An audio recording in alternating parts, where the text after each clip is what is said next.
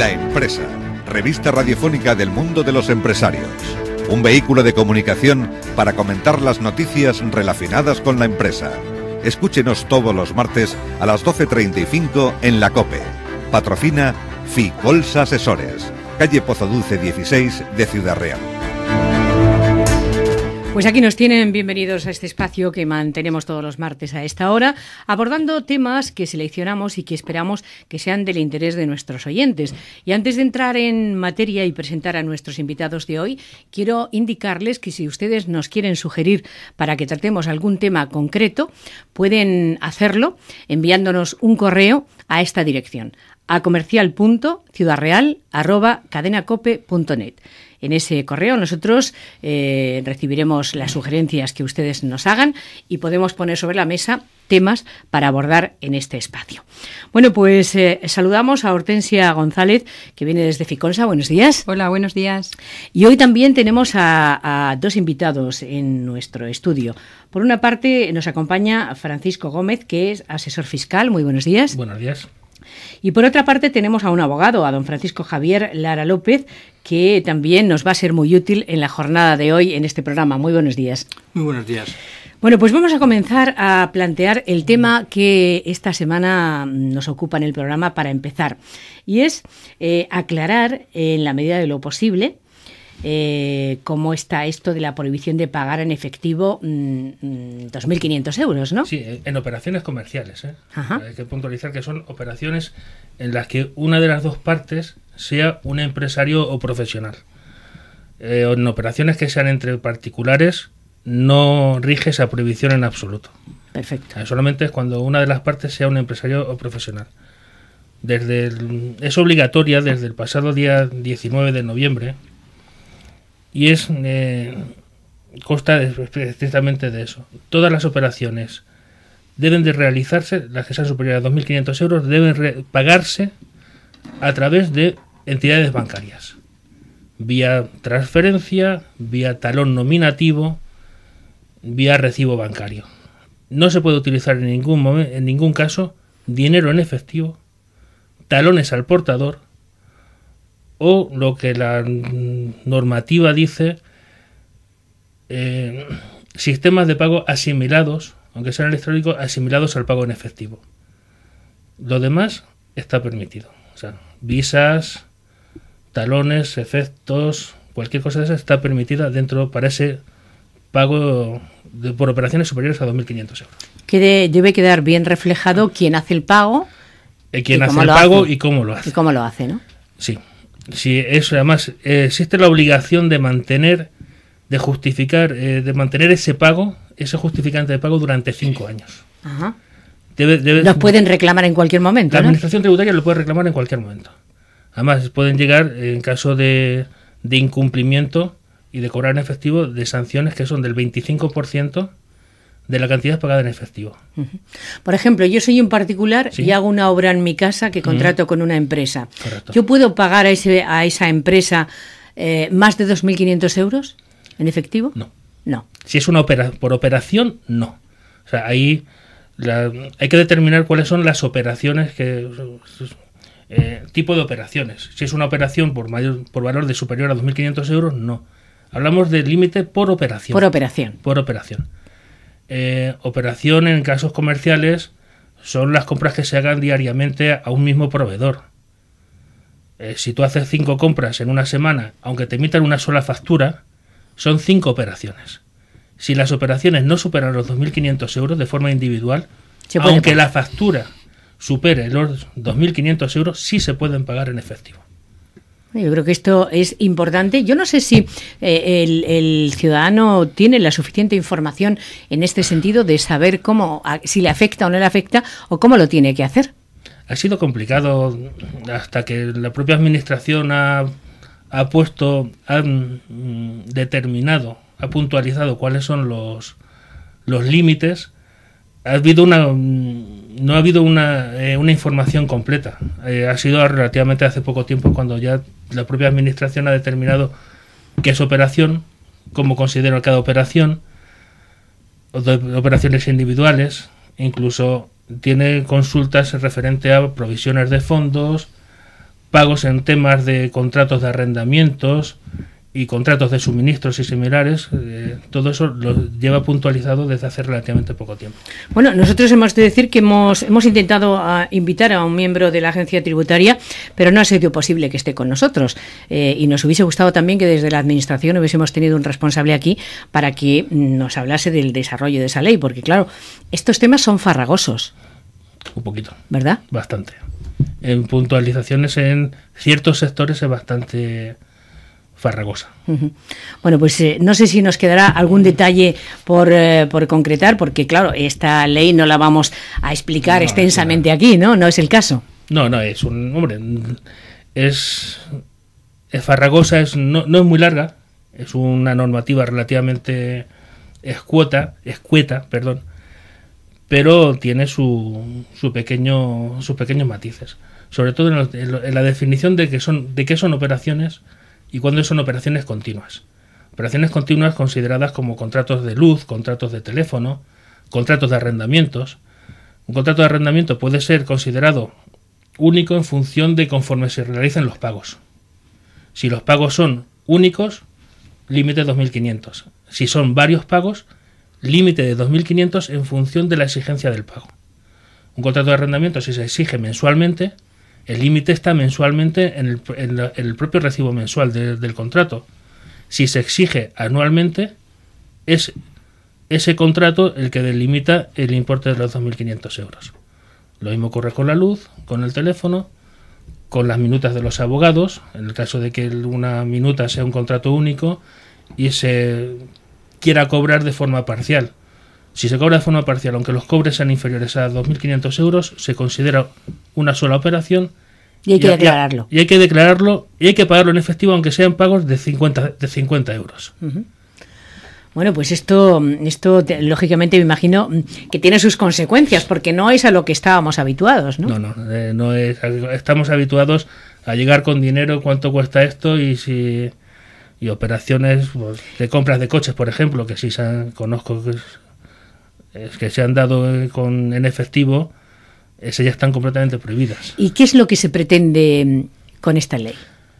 Que no se blanquee dinero, que todas las operaciones sean completamente lícitas, completamente transparentes, que el dinero se mueva de forma oficial, que no se mueva dinero de forma negra. Que no se tenga debajo de la baldosa, vaya, ¿no? Sí, metido en el colchón. Por ejemplo. Bueno, ¿algún detalle que nos quede por puntualizar y que no se nos escape? No, hay las limitaciones, hablamos de limitaciones de 2.500 euros cuando son entre empresarios y personas físicas españolas. Si el pagador, una de las partes es un extranjero, con domicilio en el extranjero, el límite se eleva a 15.000 euros. Por lo demás tampoco hay mucha más. Una de las cosas que también se daba es que el pago de las nóminas, que muchas empresas son dadas de pagar las nóminas en efectivo, también quedan delimitadas por esta ley. El Estatuto de los Trabajadores delimitaba a 3.000 euros los pagos en efectivo, pero esta ley delimita que solamente se puede pagar en efectivo hasta 2.500 euros. Menos de 2.500 euros, 2.499,99. A partir de 2.500 euros, el pago se debe hacer a través de una operación bancaria. Bueno, pues aquí está, a grosso modo, el cambio que se experimenta ahora después de la prohibición de hacer pagos en efectivos de más de 2.500 euros. Pero vamos a adentrarnos ahora en un capítulo breve que abrimos en nuestro espacio y es precisamente recoger las noticias que han acaecido, que hemos conocido en las últimas jornadas y que Hortensia nos va a comentar. Muy bien, pues en este espacio informativo dentro del programa Empresario destacamos las siguientes noticias. La primera, de especial calado social, es el aumento de donaciones para aprovechar las bonificaciones fiscales. Y es que, pese a que la mayoría de las comunidades han establecido relevantes bonificaciones en el impuesto sobre sucesiones y donaciones, la recaudación ha caído poco, incluso en algunos casos aumentó. Los contribuyentes, ante el temor de un incremento tributario, aceleran la transmisión de bienes. Los expertos apuntan en este sentido que los contribuyentes están aprovechando las bonificaciones en el impuesto para optar por las donaciones antes que dejar bienes a través de una herencia. En el aspecto económico, el Gobierno encara un trimestre cargado de reformas. Las principales medidas son la unidad de mercado. En cuanto a la administración local, la pretensión radica en aprobar que aquellas entidades que no sean capaces de rendir cuentas no tienen que existir. El apoyo a los empresarios que inicien nuevos proyectos mediante bonificaciones fiscales y ventajas en la contratación de empleados. El plan de reforma fiscal busca, por su parte, mejorar la competitividad de la economía española y controlar el déficit público de las administraciones. Por último, dentro de estas medidas del Gobierno, tenemos la liberalización de los trenes, lo que aperturaría la iniciativa privada en el uso de las vías ferroviarias en España. Destacamos ahora otras noticias de repercusión empresarial y económica. En un año, las visitas a los talleres mecánicos han caído entre un 20 y un 25%. La UGT destaca el incremento del número de convenios nuevos firmados antes del final del ejercicio 2012. El plan de lucha contra el empleo irregular aflora 91.470 empleos irregulares. Los precios de la vivienda libre aceleraron su caída en el cuarto trimestre del 2012. Por su parte, las empresas españolas no financieras han reducido su nivel de endeudamiento en un 7,4%. El oro se ha convertido en uno de los principales productos de comercio de España hacia Reino Unido. Y la tasa de paro ha subido un punto en el cuarto trimestre del 2012, situándose en el 26,02%. Por último, a nivel autonómico, destacar la puesta en marcha de un plan de inversión y de creación de empleo, lo que contribuirá a generar puestos de trabajo para las mujeres de la región. Este plan concede especial relevancia a un sector como el del comercio, en el que las mujeres ocupan casi la mitad de los puestos de trabajo. La promoción de las compras en el pequeño comercio supone impulsar un sector de gran importancia para el empleo femenino y, cómo no, para la economía de Castilla-La Mancha. Bueno, pues ahí está el repaso a esas noticias de actualidad en el mundo de la empresa, en el mundo económico. Y ya vamos a entrar en la recta final de nuestro espacio, donde precisamente tenemos hoy con nosotros, ya se lo presentábamos al principio, a don Francisco Javier Lara López, que es abogado y que un poco nos va a hablar sobre la ley concursal y más en concreto sobre esa situación de insolvencia que hoy desgraciadamente se presenta con muchísima frecuencia. ¿Cómo afrontarla, no? Porque hay casos auténticamente dramáticos. Efectivamente, en primer lugar, quiero agradecer la invitación que se ha realizado o que se me ha realizado por la COPE y por Ficolsa, aunque sea para tratar de una cuestión tan peliaguda y tan espinosa como es la situación de insolvencia. En particular, la situación de insolvencia afecta de una forma con una desgraciada habitualidad a un buen número de empresarios. Sin embargo, la situación de insolvencia no es una cosa que solamente pueda afectar a los empresarios. Pueden ser insolventes empresarios, ya sean empresarios individuales o empresarios sociales en sus distintas formas, sociedades anónimas, sociedades de responsabilidad limitada. Pueden ser también insolventes personas físicas, particulares, en familias que se sobreendeudan con ocasión de pequeños créditos, uso excesivo de la tarjeta de crédito, medios de financiación muy fáciles que hacen que el particular no acceda a controlar de una forma adecuada el gasto. Y también pueden ser insolventes o llegar a ser insolventes las administraciones públicas. La situación de insolvencia es una situación y es un estado económico que tiene también sus consecuencias jurídicas. Esa situación de insolvencia, desde el punto de vista empresarial, que es el aspecto que creo más puede interesar a los oyentes, no es una situación que se produce de un día a otro. Una empresa no es solvente un viernes e insolvente el lunes siguiente. La insolvencia es un proceso, y es un proceso de degradación. Un proceso de degradación que tiene unos signos externos, que siempre tiene unos signos externos que deben alertar al empresario. El empresario debe conocer, si es un empresario ordenado, atento a su negocio, debe conocer dónde están esos signos y esos síntomas. Debe identificarlo y, en caso de no poder interpretarlo, acudir a quien corresponda, al abogado de su confianza, al asesor de su confianza, para que le diga ¿Qué puede ser eso? Yo suelo definir a mis clientes la situación de insolvencia o ese proceso como un proceso de bola de nieve. El efecto de bola de nieve es algo que todo el mundo conoce perfectamente. Se empieza de una forma pequeñita, que se desplaza en una pendiente, primero a un ritmo relativamente lento, y a medida que desciende en esta pendiente se hace mucho más grande. Se hace mucho más grande. Y en el mundo de la empresa, los empresarios que nos estén oyendo, yo creo que lo van a entender perfectamente. En un primer momento se comienza retrasando los pagos.